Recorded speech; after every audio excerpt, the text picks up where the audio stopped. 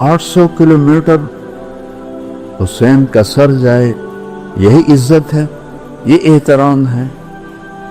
फिर अहले बैत को टॉन्टिंग टन्स उम्मे कुलसूम खड़ी थी।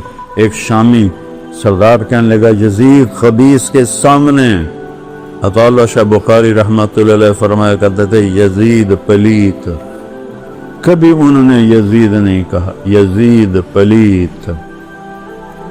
बर्रे सगीर के सबसे बड़े खतीब, आज तक तो कोई नहीं आया, आइंदा भी नहीं आएगा।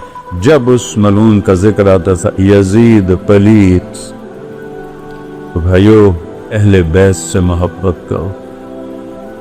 इस जुल्म सितम की दास्तान पे आंसू बहाया थे।